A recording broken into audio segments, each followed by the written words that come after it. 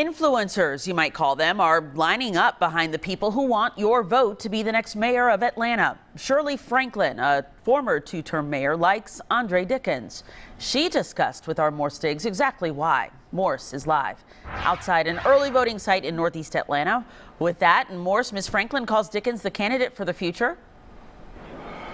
Well, if I were to sum up how she feels from our conversation in one phrase, I would say she sees Dickens as new school versus old school. She likes in his private business his knowledge of technology. And downtown at City Hall, she says he's made significant results as far as being a council member, heading up an important committee, transportation.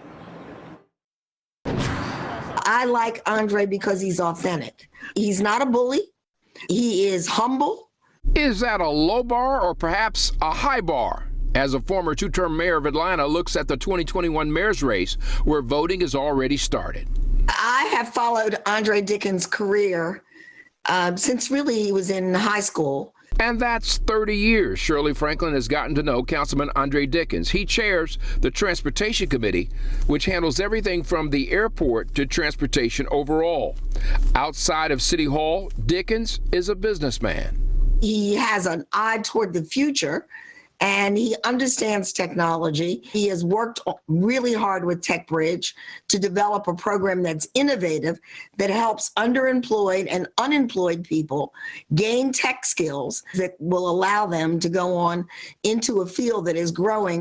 Another candidate tries to poke holes in Dickens' corporate record, citing a bankruptcy he suffered in an earlier stint before his TechBridge nonprofit experience. Franklin doesn't see that as a problem, given that the earlier venture got hit by the 2008 national economic downturn. He's been transparent about it. None of us is perfect. Along with Mayor Franklin, Nan Orrick and Donzella James are two more from the political landscape to get behind Dickens. What about the endorsements won by the other top-tier candidates? Here are some. Andrew Young has gotten behind Kasim Reed, so have the big public safety unions.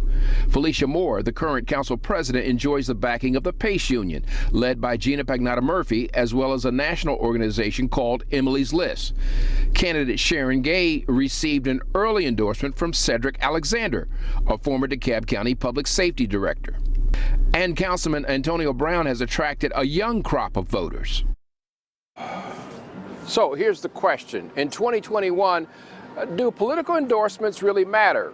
Well, I guess the answer depends. Think back 4 years ago, I think even Mayor Bottoms would acknowledge that without Kasim Reed, she likely would not be the mayor. He gave her early backing and importantly used his very good political apparatus, get out the vote machine, to get behind Ms. Bottoms.